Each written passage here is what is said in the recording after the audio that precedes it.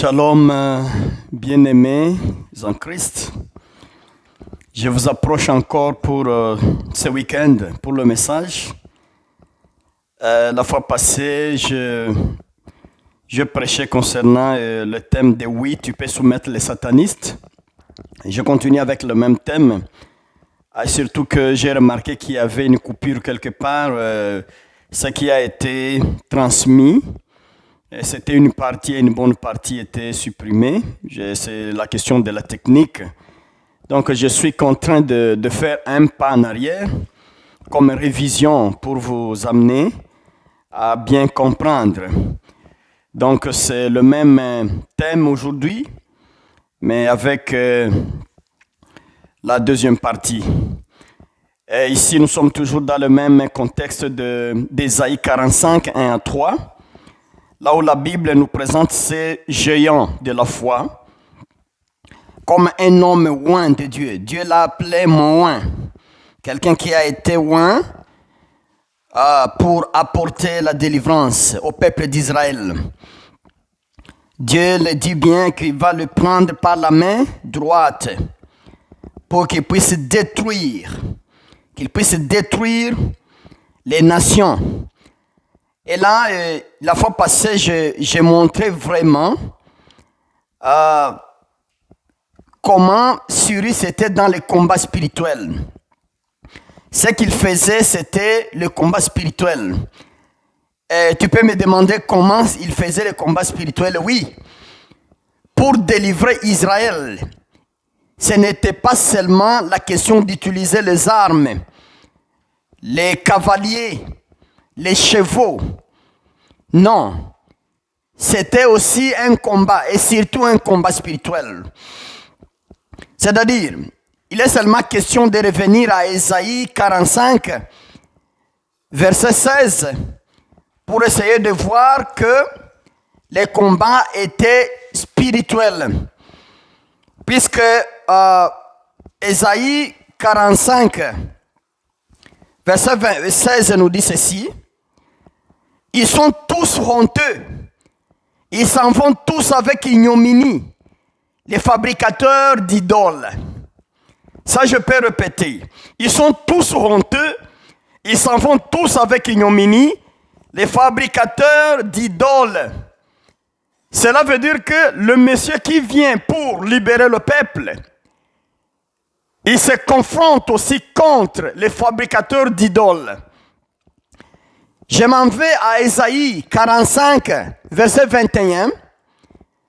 La Bible nous dit ceci: assemblez-vous et venez, approchez ensemble, réchappez des nations.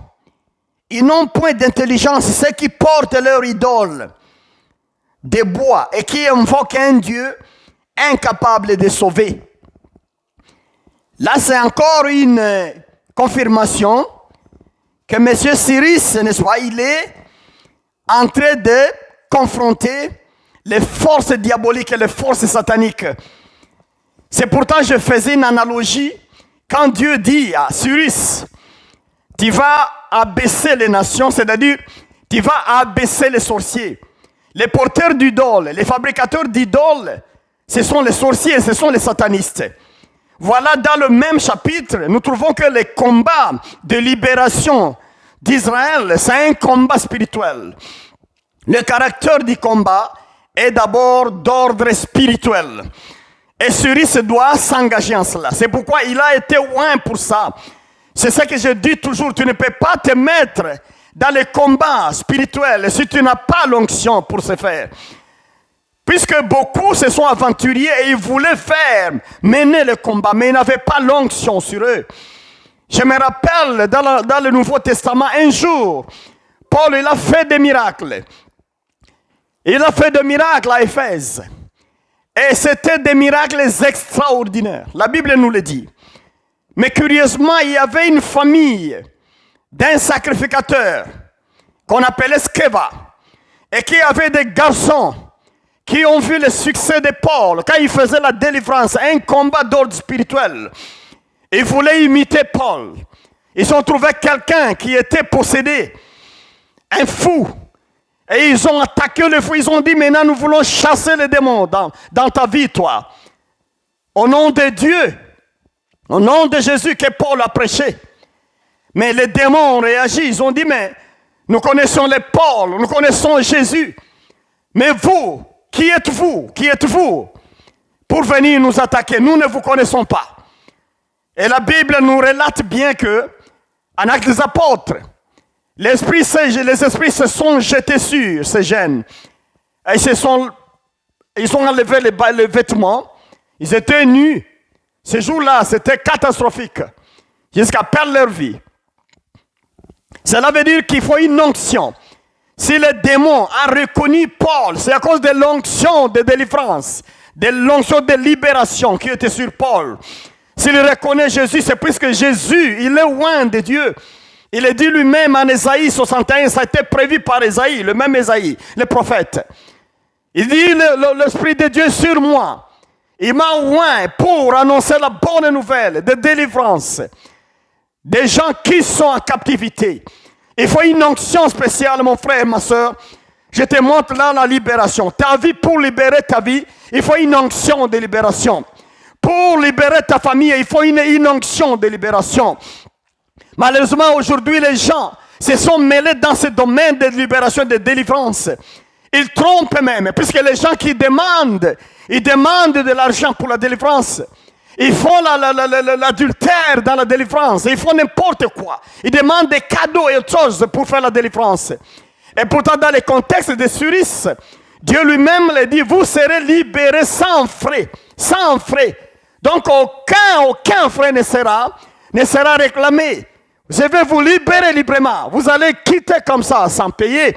Mais aujourd'hui, les gens changent ça à une option d'argent. Et enfin, après un temps, là, le pasteur devient très riche puisqu'il est dans le domaine de délivrance. Mais quand on a l'onction qu'on a reçue de Dieu, on est là en train de servir, en train d'aider. Je ne vais pas dire qu'ils ne font pas aider le pasteur, mais le pasteur ne devrait pas facturer l'œuvre qu'il est en train de faire. Mais ils ne font pas aussi ignorer le pasteur, puisque c'est un grand travail. Mais quand il doit facturer lui-même et demander ceci aux chrétiens, c'est déjà une abomination, c'est une erreur, une déviation. Il n'y a pas besoin d'argent dans la délivrance. On n'a pas besoin de cadeaux, de dons dans la délivrance. C'est une mentalité de l'Ancien Testament et puis une mentalité mercantiliste. Les gens qui aiment s'enrichir aux dépens des chrétiens ou des chrétiennes. Ça, il faut décourager. Il faut seulement engager les gens à demander l'onction de Dieu, les femmes et les hommes.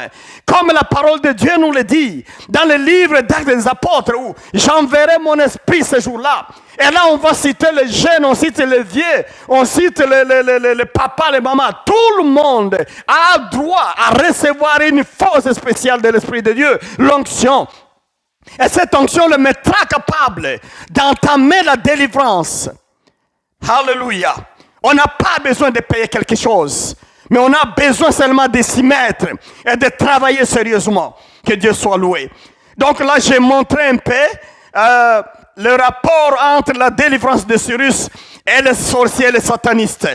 Même aujourd'hui, mon frère, tu ne peux pas entamer la délivrance sans commencer par le commencement. Le commencement, tu dois d'abord commencer par toi-même à te délivrer. Un jour, je disais que l'ennemi de toi-même, ton ennemi, c'est toi-même. Je disais ça. C'est-à-dire que ce qui te bloque, ça se trouve dans toi-même. Ça se trouve dans ta famille. Ça, je démontre au fur et à mesure. Tu dois d'abord te battre. Tu dois battre l'orgueil qui est en toi. La jalousie, la haine. Tu dois d'abord battre l'humanité, la nature humaine là, avec tout le malice derrière ça. Tu dois d'abord te battre et te réussir toi-même. Quand tu as confiance en toi, avec Christ, c'est là que maintenant tu vas vivre comme Christ voulait que tu puisses vivre. C'est par là que tu vas commencer maintenant le combat spirituel. Mais les orgueilleux ne peuvent pas réussir. Les fornicateurs ne peuvent pas réussir la délivrance. Ce n'est pas possible. Ils s'enchaînent tous les jours en pensant qu'ils sont en train de se délivrer ou de délivrer d'autres personnes. Que Dieu nous aide. Ça, c'est l'effort à faire personnellement. Mais après ça, maintenant, il faut attaquer le niveau de base. C'est-à-dire, ce qui est important ici, et que j'aimerais te faire comprendre encore, mon frère, c'est que nous combattons contre les forces du mal. et avec une structure nette. C'est-à-dire, il y a une organisation du monde des ténèbres. Il y a ce qu'on appelle l'armée terrestre du monde des ténèbres. L'armée terrestre. Comme les combattants terrestres, nous les appelons dans nos armées, nous les appelons les fantassins. C'est comme ça que dans le monde spirituel, ceux qui sont là, les terriens, là, les combattants terriens, c'est l'armée terrestre du diable. Et là, c'est des fantassins, mais ils comprennent les sorciers, ils comprennent les rosicruciens, les francs-maçons, et tous les sorciers, toutes les sortes de magie. Ce sont là l'armée ou les fantassins, l'armée terrestre du diable. C'est ça, je veux dire, la première phase de la pyramide. C'est ça la première phase. Quand tu as déjà battu toi-même, comme la Bible nous demande, celui qui sème, il ne peut pas plaire au Père. Mais il faut plus aimer Dieu. Ça, c'est la parole de Dieu. Quand tu t'es déjà gagné pour Christ, tu peux maintenant entamer le combat. Et quand tu entames, regarde un peu la phase là de la pyramide. Tu ne peux pas commencer par le haut. Commencer à te battre comme les esprits de l'air. Commencer à te battre contre les esprits des mers. Quand tu n'as pas encore attaqué ton environnement, puisque là, il y a des choses difficiles. N'est-ce pas? Tu dois maintenant les identifier et savoir comment ils s'organisent. C'est-à-dire, les fantassins, c'est des sorciers, je répète encore. C'est des rosicruciens, les francs-maçons, n'est-ce pas, avec toutes sortes de magies que tu peux connaître. Ils sont là. Comment ils s'organisent? Ils s'organisent dans chaque rue, dans chaque avenue. C'est-à-dire dans le monde entier, dans chaque rue, chaque avenue, il y a un sataniste, il y a un sorcier, il y a un rosicrucien, il y a un franc-maçon qui est dans cet endroit-là et il doit habiter là. C'est le minimum. C'est-à-dire le minimum, c'est 1. Mais ça peut être 2, 3, 4. Ils font déjà des ligues. Ils font une ligue là. Ils sont là, c'est comme une équipe là. Et ils savent comment ils travaillent la nuit. Puisque c'est souvent la nuit qu'ils travaillent. Souvent. Ils peuvent travailler le jour, mais souvent la nuit, ils sont en plein travail. Regarde ça, mon frère. Tu ne dois pas ignorer ça. Je sais qu'il y a des serviteurs et servantes de Dieu qui sont encore à la phase de nier tout ça. Mais tu ne peux pas nier ce que la parole de Dieu confirme. La parole de Dieu parle des satanistes. Tout l'Ancien Testament, c'est le combat entre la vérité et l'obscurité, les satanistes et les idoles. C'est ce qui remplit l'Ancien Testament. Toi, tu ne peux pas nier l'existence de ces choses. Et pourtant, ton premier voisin, il est d'ailleurs concerné par ça. Il est lui-même sataniste. Tu nies ce qui t'embourbe. Tu nies, c'est comme si tu vas nier de l'eau et pourtant tu es plongé sur l'eau. Tu refuses et pourtant tu es dans l'eau. C'est ça que je voulais dire.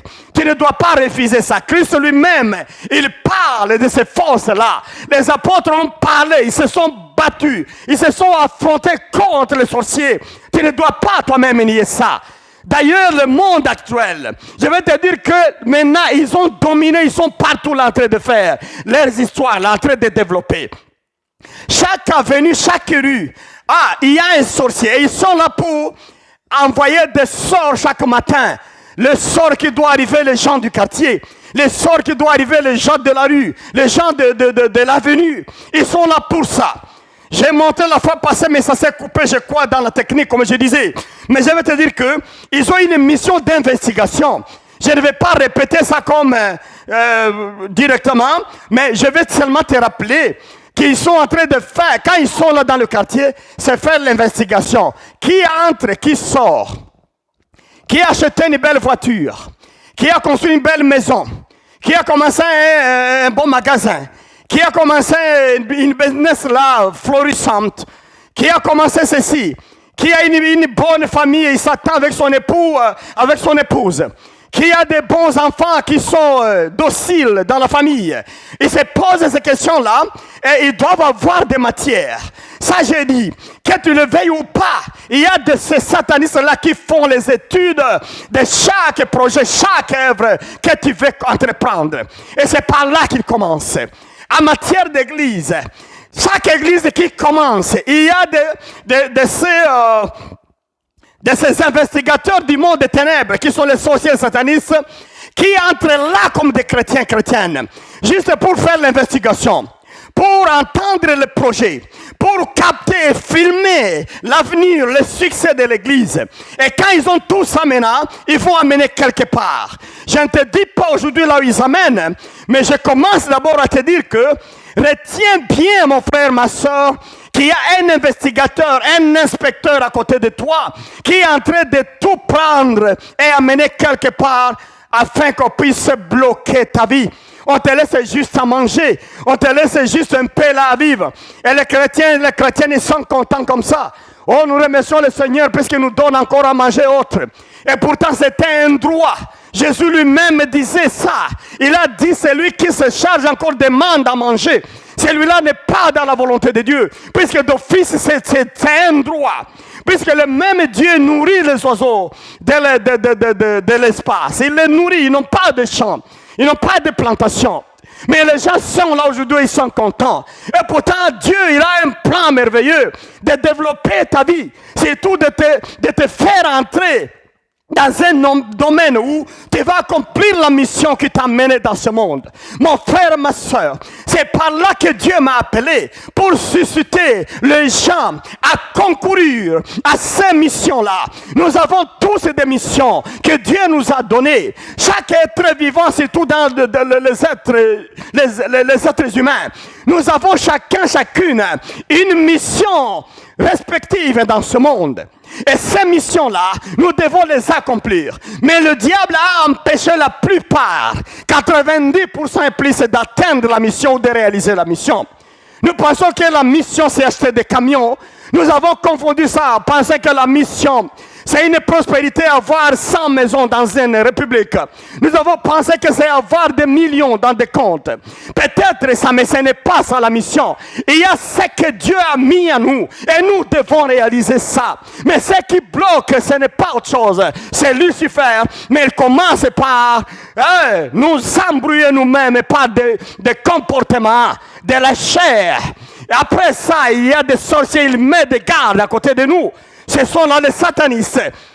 Voilà Cyrus, c'est la mission. La première mission aussi, Dieu lui dit maintenant, comme tu es déjà loin, tu vas maintenant détruire et abaisser les nations. Alléluia. Donc il est très possible d'abaisser les sorciers. Donc il est très possible, pas probable, mais possible d'abaisser les satanistes. Avec toute la liste là des satanistes, l'homme de Dieu, l'homme qui a cru en Jésus-Christ, il a la potentialité d'abaisser les sorciers, de les faire taire, de les rabaisser, de les neutraliser même. La parole de Dieu nous soutient. Cyrus doit les abaisser, les rendre néants. Ils vont porter leurs idoles sur leur tête. Ils vont se fatiguer. Ici, c'est Dieu qui fait le rigolo. Il est en train de rire. Il rit de ces magiciens-là qui vont porter maintenant leurs idoles sur la tête. Je vais t'inviter, mon frère et ma soeur. Ceux qui connaissent un peu mon ministère depuis que Dieu m'a appelé, je suis quelqu'un là qui suscite la vocation des combats spirituels. Je suscite le dévouement d'un peuple, d'une nation, d'un groupe de jeunes gens, des jeunes dans la foi, des papas, des mamans, à s'engager, à s'enrôler dans les combats spirituels. Je voulais que les gens soient armés spirituellement. Si tous les chrétiens étaient armés spirituellement pour le combat, le monde ne serait pas ce qu'il est en train d'être aujourd'hui. Le monde ne serait pas en train d'entrer dans son chaos comme nous le voyons aujourd'hui. Mais malheureusement, les chrétiens sont là pour leur chair, pour leur beauté, pour la recherche de l'argent, du prestige et du succès, au lieu de chercher ça dans la force de la prière. Mais ils sont en train de chercher ça dans la manière du monde de chercher. Et regarde maintenant le monde là où il est. Dieu nous a dit ça à travers Jésus. Jésus nous dit, vous êtes la lumière du monde. Vous êtes le sel du monde et la lumière du monde. Nous devons éclairer et mettre du sel dans ce monde. Mais regarde l'état de la nation. Regarde l'état de cette planète aujourd'hui. C'est à l'inverse. C'est comme si les choses vont en néant. C'est comme si ça peut s'anéantir d'un moment à l'autre. Et nous sommes là. Tout simplement puisqu'il y a un esprit qui nous a emportés. Surtout l'esprit matérialiste. L'esprit d'égoïsme, les comportements, la nature de la chair, qui continue à se faire voir. Personne ne veut s'humilier devant le Seigneur. Chacun s'impose de sa façon, de sa force, de son intelligence pour dire ceci, cela. Et les chrétiens ne dépendent plus de la sagesse d'en haut, la sagesse de Dieu et la force et l'orientation de Dieu. Malheureusement, tout ça, l'effort de l'homme en un jour, ça s'efface. Ça s'efface. Tu vas construire, tu vas essayer d'ériger, tu vas essayer d'encadrer, tu vas essayer de structurer les choses. Mais à un moment, ça va s'abîmer, ça va se détruire. On va retrouver le chaos. Et presque l'inexistant, là où ça était, il n'y en a plus. Nous devons compter sur le Seigneur. Nous devons compter sur les armes que Dieu nous donne. Nous devons compter sur les manières purement divines. Alléluia. Mon frère, ma soeur, écoute la parole de Dieu. Ils sont les sorciers, les satanistes dans le quartier. Ils font les combats spirituels. Ils sont là, ils nous combattent aussi de leur côté. Par l'investigation. J'ai parlé du point B, ils volent, ils dérobent. Et puis j'ai parlé aussi comment ils incarnent quelqu'un. Ils changent le langage. J'ai montré avec des textes la fois passée. Quand ils ont envoyé l'esprit terroriste, les démons terroristes, les démons s'incarnent dans la personne. La personne commence à dire le négatif. Et ça, j'ai développé du moins la fois passée, si vous m'avez suivi, mes frères et mes sœurs.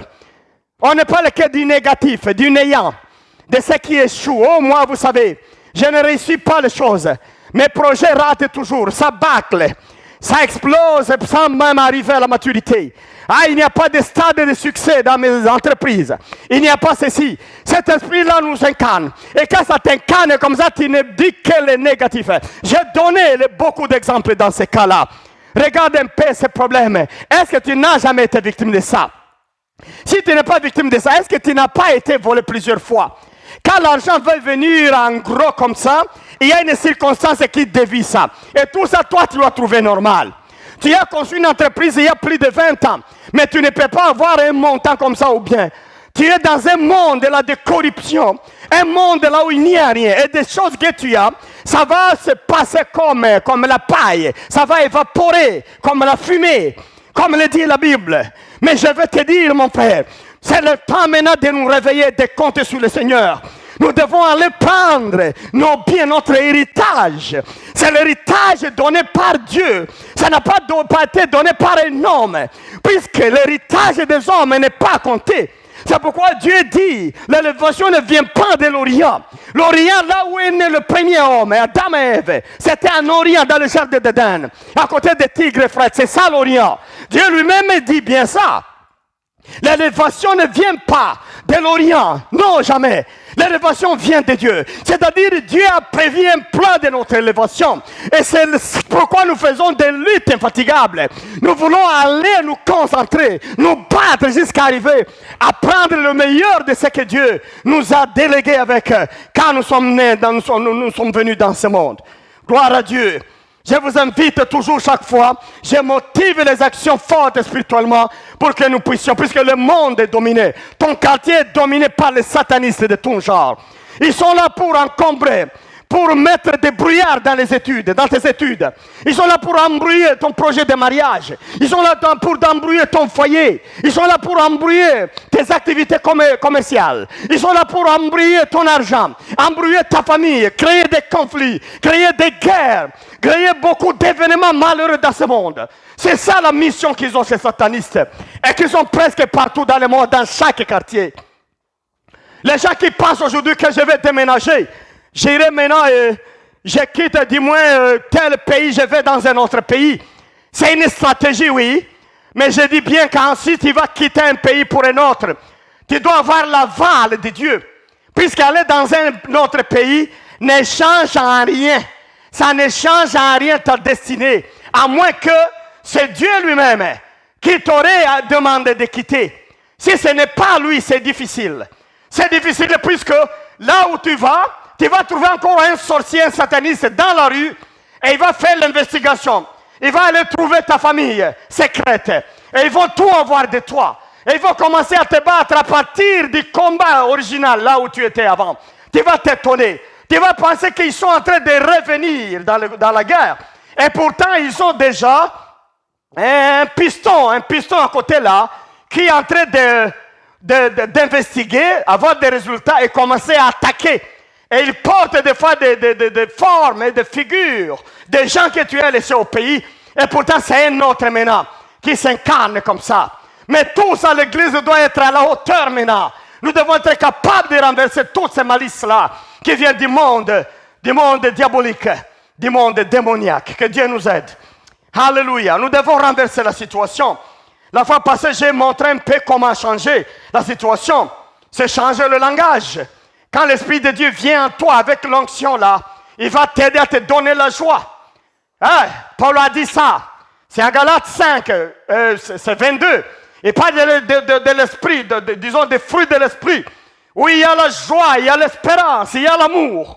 Quand Dieu te couvre de ça, ne t'en fais pas, ce sont les armes importantes pour attaquer.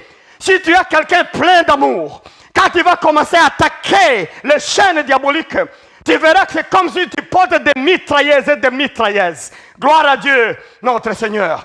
Mais si tu n'as pas d'amour, c'est difficile.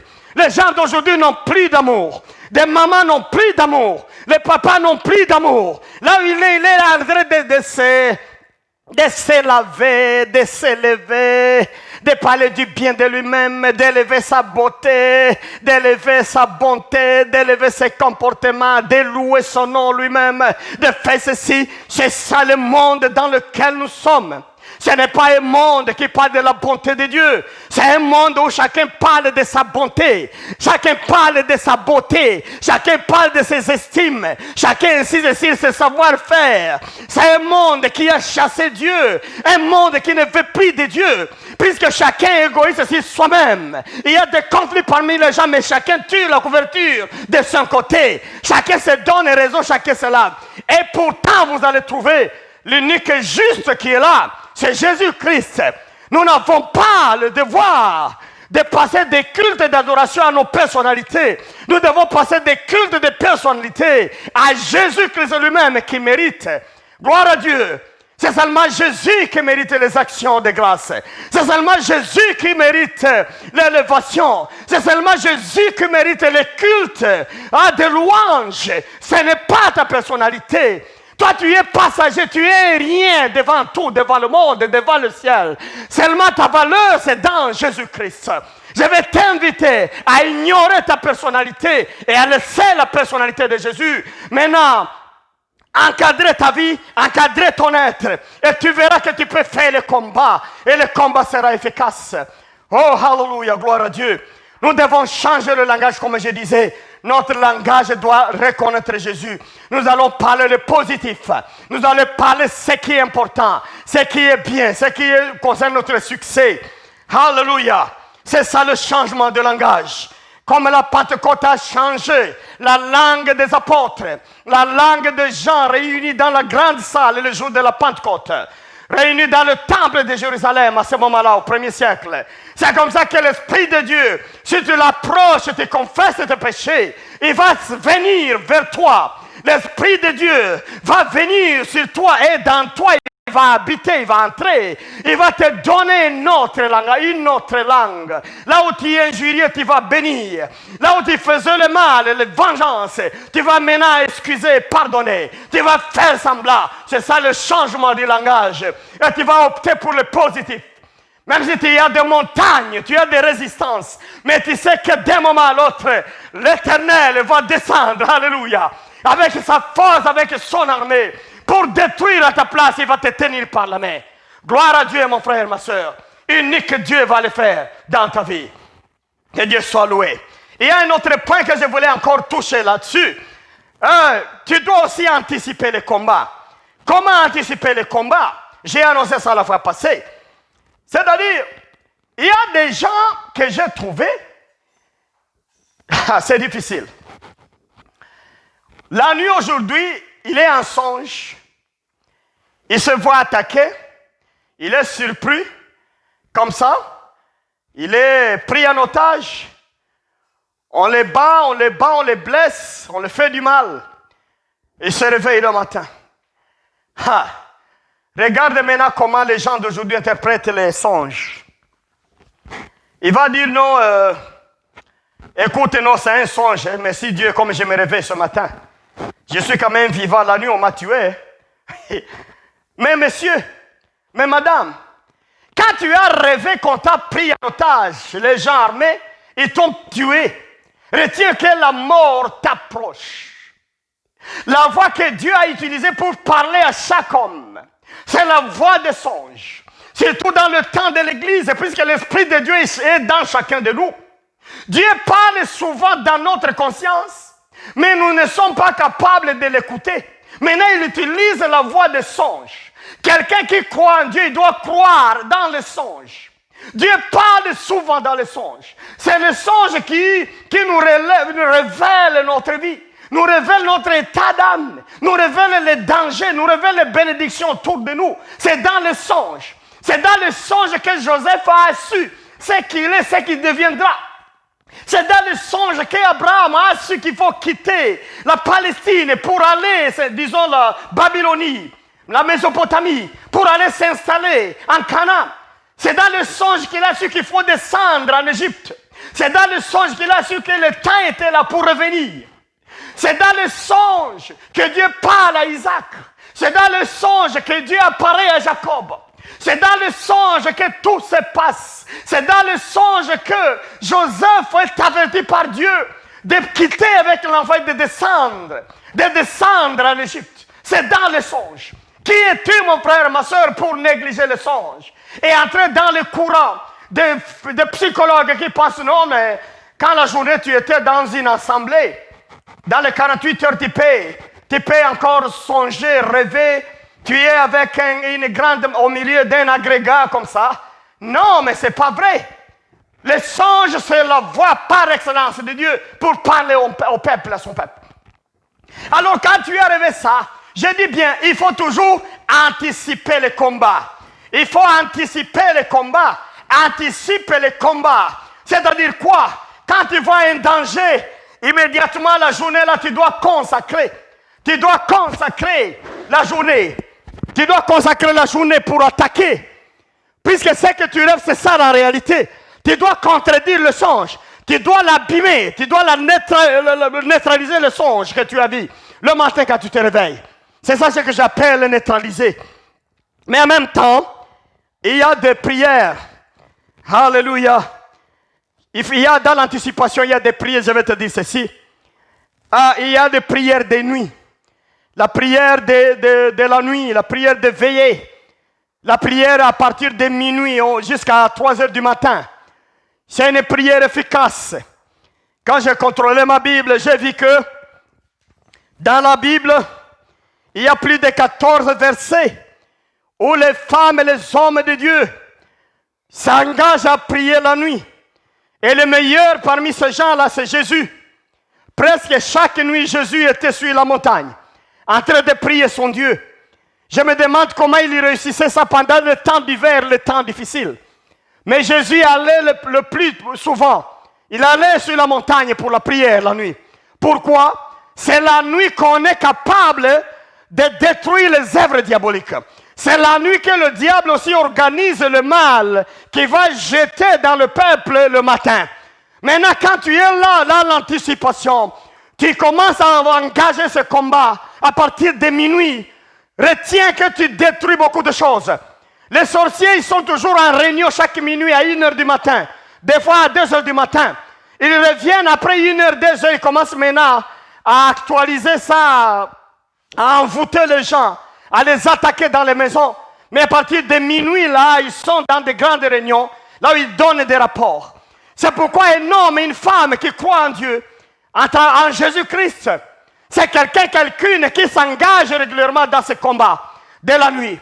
Je sais, le système n'est pas le même, le rythme du travail en Occident, c'est très compliqué. On quitte le travail bien fatigué là. On a besoin de dormir pour se réveiller le matin.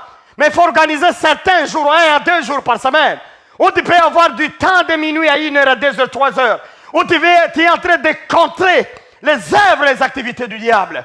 C'est ça qui va te vêtir de cuirasse, de force, de puissance. Gloire à Dieu. Donc la prière de la nuit. Jésus pria toute la nuit. Ça c'est Luc 6,12 qui nous le dit. Samuel il cria à l'Éternel toute la nuit. Ça c'est 1er Samuel, chapitre 15, verset 11. Le soir, le matin, à midi, je soupire et je gémis. Et je sais que Dieu entendra ma prière. C'est Psaume 55, verset 17. Et beaucoup d'autres versets qui parlent de la prière de la nuit. C'est la mission que beaucoup de gens ont abandonnée. Ils s'excusent par le travail. Ils s'excusent pourtant pour contrer ces œuvres diaboliques, les œuvres des sorciers, les œuvres des satanistes dans notre environnement. C'est la prière de la nuit qui doit détruire ces gens-là. Il faut demander le feu de Dieu. Il faut demander la force. Il faut demander l'illumination par le Saint-Esprit. Il faut demander l'armement céleste. Et par là, ça va paralyser l'environnement. Alléluia. Mais une chose que je vais te dire, c'est ceci, mon frère. Quand tu fais ces prières, ces genres de prières de nuit, une chose que tu vas remarquer, c'est que il y a un conflit latent, une guerre froide qui va commencer à s'opérer dans l'environnement, dans le voisinage. Tu peux voir un papa et une maman qui t'injurient seulement, qui te disent, monsieur, tu nous déranges. Madame, tu nous déranges. Tu peux te demander, mais pourquoi je dérange? En quoi j'ai dérangé? Il ne pourra pas t'expliquer. Mais il est trop furieux.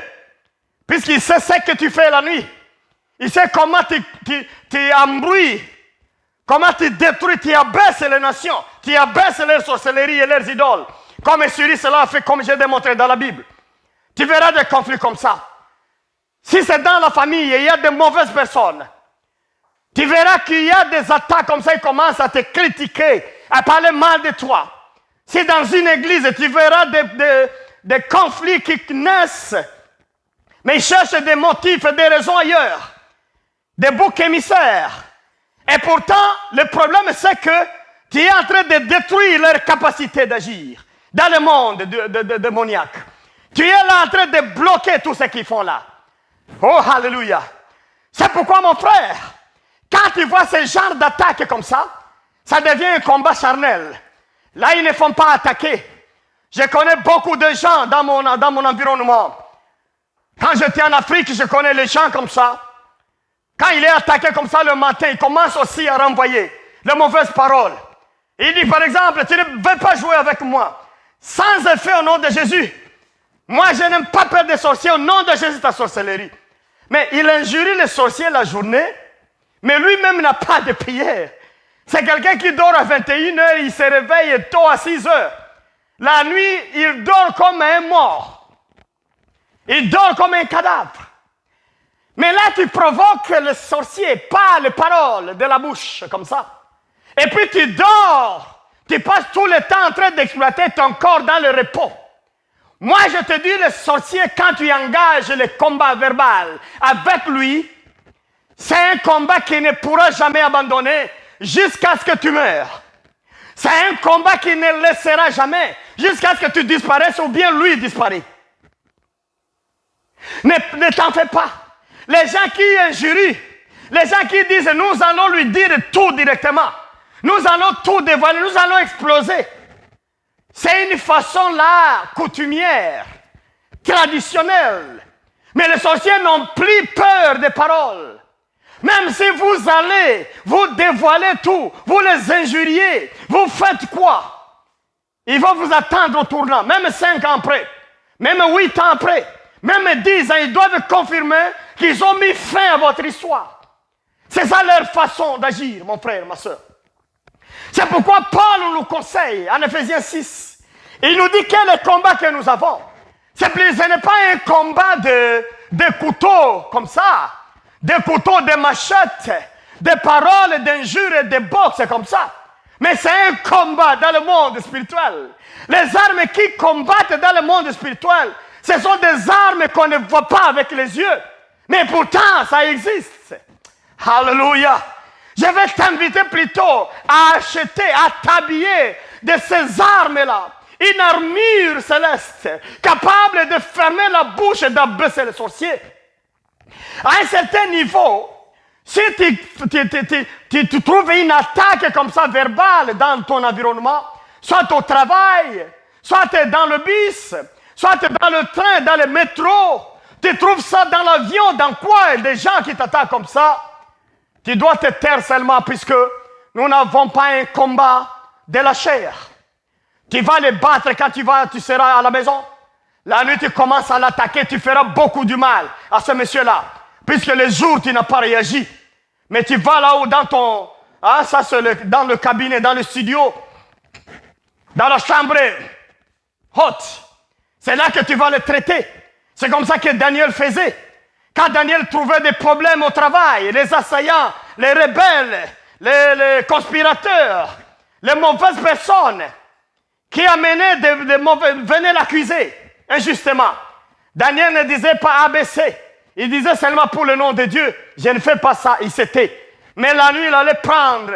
Quand tu lis son histoire, il montait sur la chambre haute là. C'est là qu'il menait le combat, parce que le combat est toujours spirituel. Ce n'est pas un combat de bataille dans le quartier. Ce n'est pas comme les combats des quartiers comme on a vu dans les années 80, dans les années 90. Ce n'est pas ça. C'est un combat spirituel et tu dois t'engager. Mais si tu mènes ça bien, c'est mon expérience. Les jours où tu peux vouloir saluer un sorcier sataniste, il va te montrer l'épaule comme ça. Il ne veut pas te saluer, il est fâché. Tout simplement puisque tu connais la méthode. Tu anticipes tout ce qu'ils font. Quand tu vois un songe, tu commences à travailler immédiatement. Avant qu'il ne soit 48 heures, tu commences à battre, à détruire, à annuler. Là, je te dis, mon frère, tu vas bien évoluer. Gloire à Dieu. Quand tu vois tout ce qu'ils organisent, faites ça. Mais les jours, sois gentil avec tout le monde. Ayez la paix sur la figure. Ayez la joie dans les paroles. Soyez quelqu'un qui est conciliant.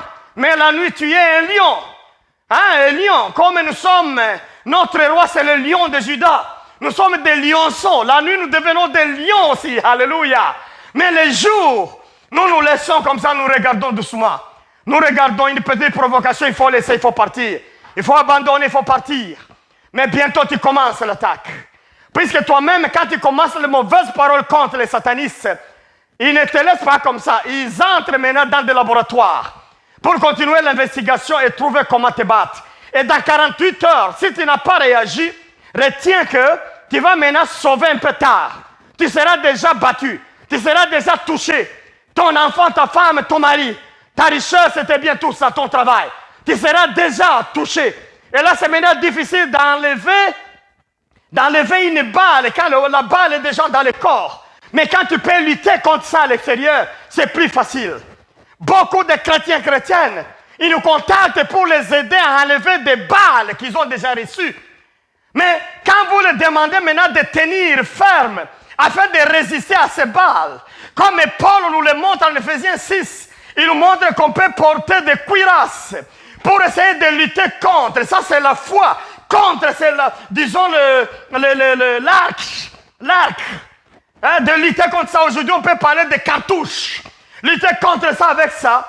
Les chrétiens ne se rendent pas compte. Ils veulent se reposer. Et bientôt recourir à un pasteur pour les aider. Regardez mes frères, mes soeurs. Nous devons nous entraider, nous soutenir dans les combats. Mais chacun doit se retrouver dedans, en train d'agir. Ce n'est pas n'importe quelle cartouche doit te toucher. Il y a des cartouches des enfants de la foi. Ça ne doit plus te toucher toi. Tu as 5 ans dans la foi, 10 ans, 20 ans. C'est maintenant beaucoup. Il ne doit plus te toucher avec n'importe quoi. Alléluia. Puisque tu es habillé des habits. Alléluia. Tu es habillé des habits. Mon frère, ma soeur, écoute cette prière. Dans ton environnement là, que tu le veuilles ou pas, ils ont touché ta vie. Ils ont touché ta femme. Ils ont touché ton mari. Ils ont touché tes enfants. Ils ont touché ton fiancé. Ils ont touché ta fiancée. Ils ont touché tes activités. Que tu les veuilles ou pas, ils ont touché. Et quand ils ont touché, toi, tu ne te rends pas compte. Ce sont les gens qui viennent chaque fois te saluer. Apparemment, ils sont gentils. Ils viennent te saluer. Ils se font d'amitié à côté de toi. Et pourtant, ils sont en train de te ruiner. Et tu vas terminer la vie comme ça. Tu n'as pas fait au-delà de ce que tu pensais. Tu n'as pas réalisé même 2 rêves de ta vie. Mon frère, ce n'est pas ça. Avec Christ, nous ferons des exploits. C'est la parole de Dieu. Il y a des exploits que nous allons faire. Nous avons des exploits que nous devons faire et nous allons faire avec Christ. Mais regarde la voie maintenant pour y aller. C'est ça que je suis en train de te montrer. Ne maintenez pas de critiques contre Dieu. Des lamentations contre Dieu. Mais qui vous prouve que Dieu est à la cause de vos souffrances là? C'est seulement nos églises qui nous prêchent comme ça. Ce n'est pas vrai. Dieu n'est pas à la base de ces souffrances. Ce sont les satanistes dans le quartier, dans l'environnement. Et c'est le satanisme du quartier. C'est les ancêtres de ta famille qui sont à la base. Ce n'est pas Dieu. Oh, que Dieu nous aide. Nous ferons des exploits. Alléluia. Donc ne réponds jamais aux provocations des satanistes et des sorciers. Il faut n'importe quoi pour venir, n'est-ce pas, te salir comme ça, en t'impliquant un comportement là de colère. Puisque quand tu es à la joie, tu es bien, tu es à l'aise, tu es vêtu bien spirituellement, leurs armes ne peuvent pas te toucher, c'est sans effet. Maintenant, ils cherchent à te provoquer le jour, afin que tu te fâches, afin que tu battes quelqu'un, afin que tu te fâches, afin que tu réagisses, que tu injuries. Quand tu fais des injures, c'est déjà un péché. Ils trouvent l'occasion maintenant. Il y a un trou qui va se faire, qui se fera montre dans le corps spirituel. Et c'est là qu'ils vont calculer. Quand ils viennent maintenant, ils savent que tu as déjà injurié, tu as battu quelqu'un, tu as volé, tu as réagi comme un homme. Ils voient maintenant le trou, ils amènent, c'est là qu'ils frappent. C'est ça qui démontre la mort prématurée de beaucoup de serviteurs et servantes. C'est ça qui montre l'échec de plusieurs personnes qui se vantaient dans le Seigneur. Ils ont laissé un trou là, ils se sont engagés dans le domaine des combats et le diable a profité du trou là, il les a maintenant neutralisés. C'est la parole de Dieu que je te prêche, c'est la vérité. Mais tu dois garder. Regarde un peu ton attention sur toi-même. Garde ta paix et le silence et le calme. Le Seigneur va agir avec toi. Quand tu vas entrer au labo, tu vas traiter cette personne-là. Tu vas le battre et tu verras comment Dieu réagit directement.